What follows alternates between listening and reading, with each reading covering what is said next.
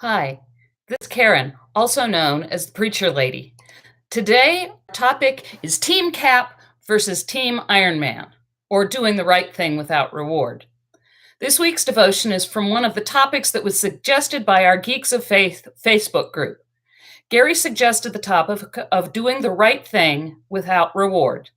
This made me think of the Avengers movies and the differences between Iron Man and Captain America.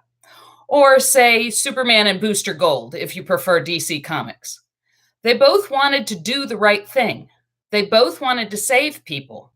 But Iron Man did it in as flashy a way as possible. He made sure the press saw it and knew that he was the one who saved the day. Cap, on the other hand, didn't care whether anyone knew what he did or not. He did it just because it was the right thing to do.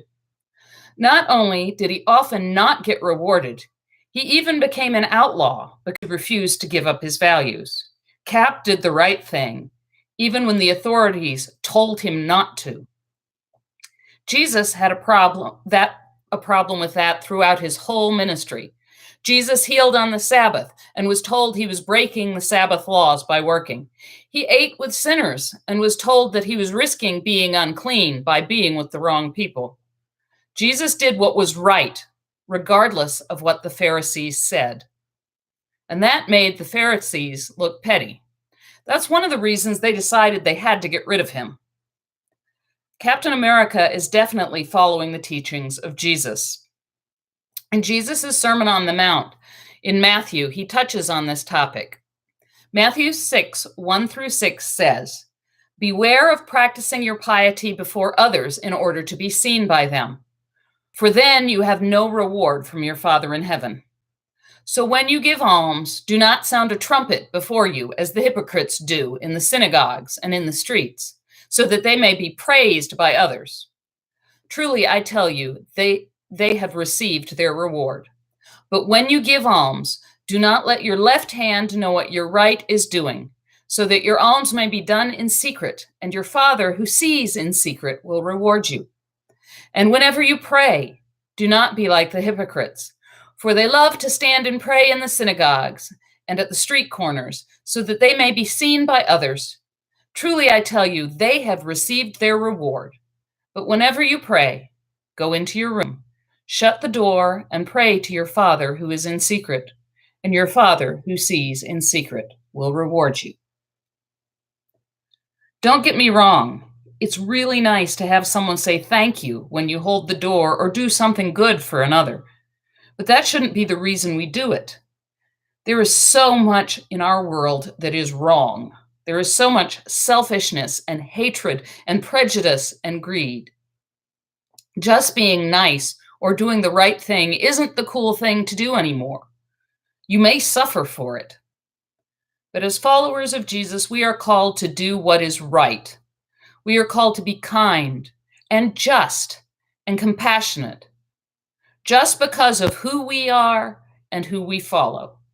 It isn't for a write-up in the paper or to get on the news or to get our picture on Facebook or Instagram.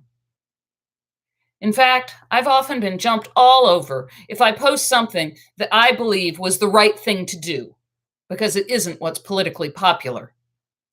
Justice and kindness and gentleness are all kind of unpopular online today. You're supposed to get angry and ugly with those with whom you disagree. So maybe it's good to be anonymous when you do good. And there are lots of ways to do good without blowing your horn.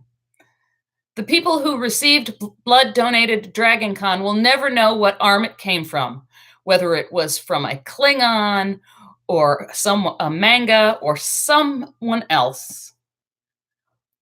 No one will know who's benefiting from the charity of the year. They won't know which panel donated their book.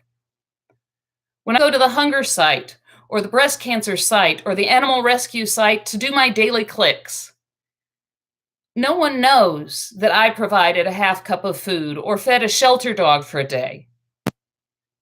So when you donate at the grocery store checkout and spend an extra $1 or $2 for school supplies or hunger relief or Jerry's Kids, do you do it because it's the right thing to do or because you want your name on that paper balloon that's taped to the front window? We are called to do what's right. When there's a natural disaster, like a hurricane or an earthquake, we are called to work and help the people who are suffering, to give to the Red Cross or the Presbyterian Disaster Assistance, or whichever relief effort you favor. We are called to feed the hungry and clothe the naked, and whatever other needs that we see around us. That doesn't mean we can do it all ourselves. We just do what we can with what we're given. And there will be times when people say thank you. And there will be times when no one knows what you did. And that's okay. Like Cap, we need to remember that we are called to do the right thing, even when no one notices. And much harder, we are called to do the right thing, even with society or even our friends, but believe that what we're doing is stupid or wrong. It isn't easy. We will not always succeed, but we are called to try. We are called to start each day with the thought that we are going to do what is right without thought of recognition or without thought of the cost. It's not an easy thing to do. If you enjoyed this devotion, please feel free to share it. And if you like what you hear, we would love to have you join us in the Geeks of Faith group on Facebook.